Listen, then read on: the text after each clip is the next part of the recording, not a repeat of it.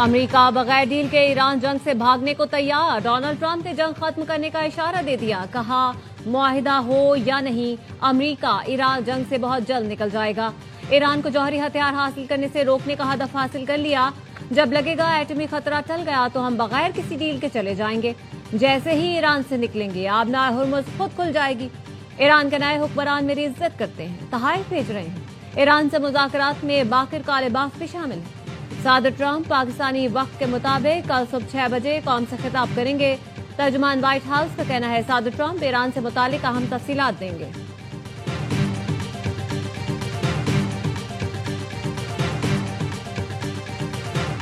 عباس اراغچی کی براہ راست امریکی پیغام موصول ہونے کی تصدیق۔ ایرانی وزیر خارجہ نے بتایا پہلے کی طرح وٹکاف سے براہ راست پیغامات موصول ہوئے۔ پیغامات کے تبادلے کا یہ مطلب نہیں کہ تہران واشنگٹن سے مذاکرات کر رہا ہے۔ ایران اور امریکہ میں اعتماد کی سطح 0 ہے۔ امریکہ کے 15 نکات کا کوئی جواب نہیں دیا۔ امریکی وزیر خارجہ مارکو روبیو کہتے ہیں امریکی فوج جلد اپنے تمام مقاصد حاصل کر لے گی۔ ایران کے خلاف جنگ فنش لائن کے قریب ہے۔ آج یا کل نہیں لیکن جلد ایران جنگ ختم ہو جائے گی۔ جنگ کے بعد نیٹو کے ساتھ تعلقات کا اثر نو جائزہ لینا ہوگا۔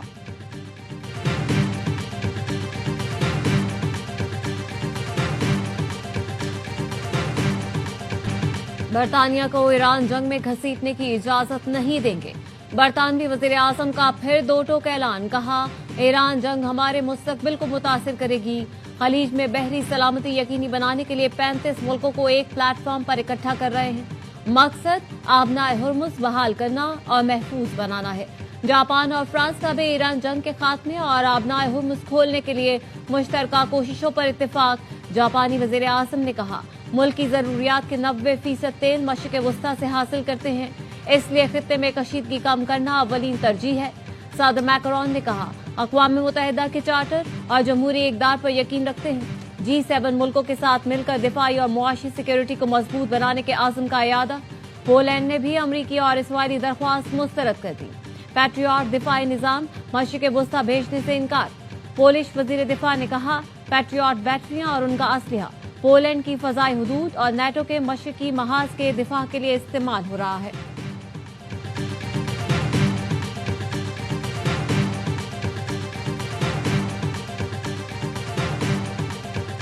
امریکی صدر نے نیٹو سے نکلنے کی دھمکی دے دی۔ برطانوی اخبار ٹیلی گراف کو انٹرویو میں کہا امریکہ کو نیٹو سے نکالنے پر سنجیدگی سے غور کر رہا ہوں۔ جانتا تھا نیٹو کاغذی شیر ہیں اور یہ بات پیٹن بھی جانتے ہیں۔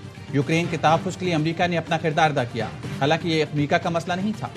ہم نیٹو کے لیے ہمیشہ موجود ہوتے ہیں لیکن وہ ہمارے لیے موجود نہیں ہوتا۔ امریکی صدر نے برطانوی وزیر اعظم کیئر سٹارمر اور برطانیہ کی فوجی صلاحیتوں پر بھی تنقید کی۔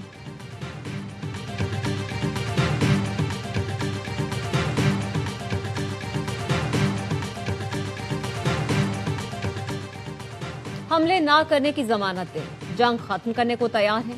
ایرانی صدر مسعود پیزشکیان کا اعلان۔ یورپی کونسل کے صدر سے فون پر گفتگو میں کہا صورتحال کو معمول پر لانے کا واحد حل یہ ہے کہ حملہ آور اپنی جارحانہ سرگرمیاں بند کریں۔ جنگ کے خاتمے کا فیصلہ ایرانی عوام کی سلامتی اور مفادات کی ضمانت پر ہونا چاہیے۔ اینٹونیو کوسٹا نے کہا کشیدگی کم کرنے کے لیے سفارتی کوششوں میں مدد کرنے کو تیار ہیں۔ خطے کے ملکوں پر حملے بند اور سفارتی راستے پر آگے بڑھا جائے۔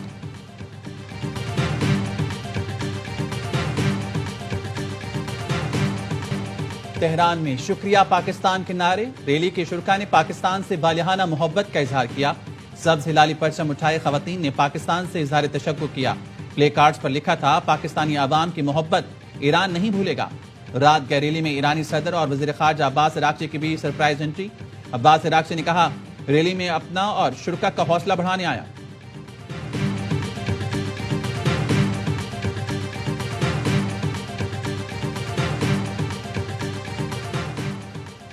ایران جنگ کے خاتمے کا پاک چین 5 نکاتی منصوبہ۔ چین نے دیگر ملکوں کو بھی امن منصوبے میں شمولیت کی دعوت دے دی۔ ترجمان چینی وزارت خارجہ نے کہا 5 نکاتی امن منصوبہ سب کے لیے کھلا ہے۔ عالمی اداروں کو بھی خوش آمدید کہیں گے۔ منصوبے میں فوری جنگ بندی، جلد امن مذاکرات کا آغاز، سویلین تنصیبات، سمندری راستوں اور اقوام متحدہ کے چارٹر کے تحفظ کو یقینی بنانا ہے۔ امن منصوبے کا اعلان بیجنگ میں پاک چین وزرائے خارجہ کی ملاقات کے بعد کیا گیا تھا۔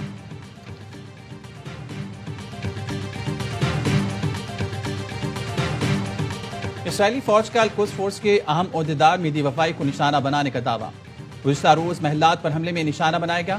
تہران پر حملوں میں حکومتی انفراسٹرکچر کو نشانہ بنایا گیا. بوشہر میں موسمیاتی سہولت سینٹر پر حملے میں 2 افغان ورکر زخمی ہوئے. اصفہان میں مبارک اسٹیل انڈسٹریز کو نشانہ بنایا گیا. شارمیل اور بختیاری میں ٹین وائٹ اسٹیل کمپلیکس پر فضائی حملہ ہوا.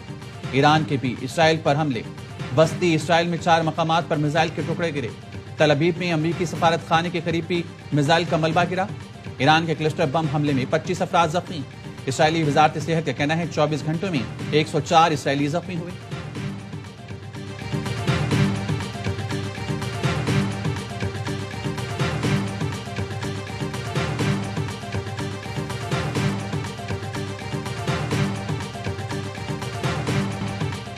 ایران کے خلیج میں امریکی ٹھکانوں پر تابڑ توڑ حملے. پاسداران انقلاب نے تازہ کارروائیوں میں 100 سے زائد میزائل اور ڈرونز استعمال کیے. پاسداران انقلاب کے مطابق کویت میں امریکی ہیلی کاپٹر یونٹ پر حملہ کیا گیا. 1 امریکی ہیلی کاپٹر تباہ ہو گیا. بحرین میں بھی امریکی فوج کی موجودگی والے مقامات کو نشانہ بنایا گیا. حملے پوری شدت اور طاقت کے ساتھ جاری رکھے جائیں گے. ایرانی میزائل نے قطر انرجی کے آئل ٹینکر کو نشانہ بنایا. حملے سے جہاز کو نقصان پہنچا.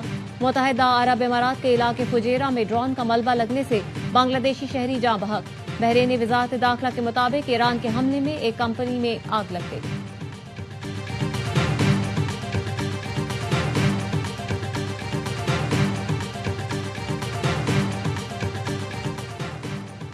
پاکستان اور افغانستان کے درمیان سفارتی بات چیت چین کے شہر ارومچی میں جاری.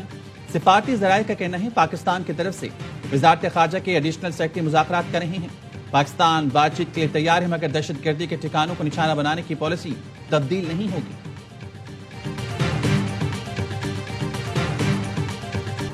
سیکیورٹی فورسز کے خیبر پختونخوا میں 2 کارروائیاں. 13 خوارج مارے گئے. ضلع خیبر کے علاقے باڑہ میں انٹیلیجنس بیسڈ آپریشن کے دوران 10، بنو میں 3 خوارج ہلاک کیے گئے. ISPR کا کہنا ہے ویژن عزم استحکام کے تحت دہشت گردی کے خلاف کارروائیاں جاری ہیں. صدر، وزیر اعظم اور وفاقی وزیر داخلہ کا سیکیورٹی فورسز کو خراج تحسین. صدر مملکت آصف علی زرداری نے دہشت گردوں کے خلاف آپریشن جاری رکھنے کی ہدایت کی. شہباز شریف نے کہا حکومت پاکستان ملک سے دہشت گردی کے مکمل خاتمے کے لیے پرعزم ہے. محسن نقوی بولے فتنہ الخوارج کی دہشت گردوں اور پشت پناہی کرنے والوں کو کسی صورت نہیں چھوڑیں گے.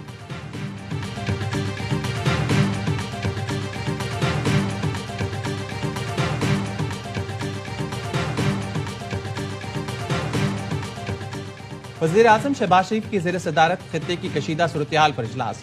وزیر اعظم کا کہنا تھا تمام اداروں نے اشیاء ضروریہ کی طلب اور رسد کے لیے بروقت اقدامات کیے ہیں.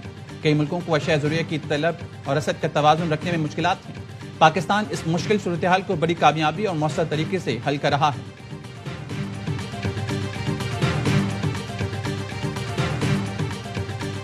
علی ظفر کے دعووں کو جھوٹا اور بے بنیاد ثابت کرنا میشا شفیع کی ذمہ داری تھی.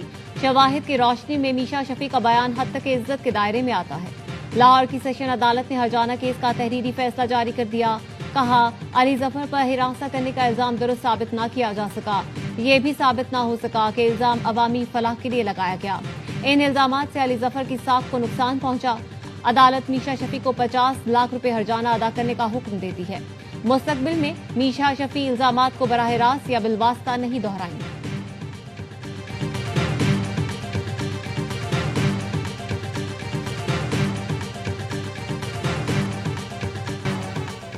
سونے اور چاندی کی قیمتوں میں اضافہ. 1 تولہ سونا 15,300 روپے اضافے سے 4,94,062 روپے کا ہو گیا. عالمی مارکیٹ میں فی اونس سونے کی قیمت $153 اضافے سے $4,713 ہوگی. فی تولہ چاندی 171 روپے اضافے سے 7,984 روپے کی ہوگی.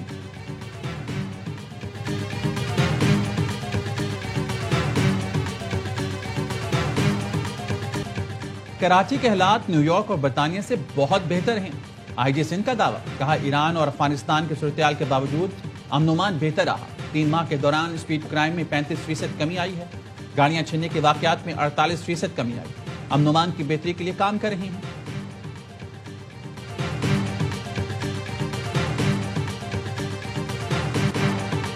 امریکی عدالت کے ٹرمپ انتظامیہ کے خلاف ایک دن میں 2 فیصلے. وائٹ ہاؤس میں $400 ملین کی لاگت سے بال روم کی تعمیر روکنے کا حکم. جج نے کہا صدر وائٹ ہاؤس کا نگراں ہوتا ہے، مالک نہیں۔ صدر ٹرمپ نے ٹروتھ سوشل پر لکھا، بال روم کیس میں جج نے کہا ہمیں کانگریس سے منظوری لینا ہوگی۔ وہ غلط ہے، وائٹ ہاؤس میں تعمیرات کے لیے کبھی بھی کانگریس کی منظوری نہیں لی گئی۔ بال روم نجی عطیات سے تعمیر کیا جا رہا ہے، ٹیکس کے پیسے سے نہیں۔ امریکی عدالت نے نیشنل پبلک ریڈیو کی فنڈنگ روکنا بھی غیر قانونی قرار دے دیا۔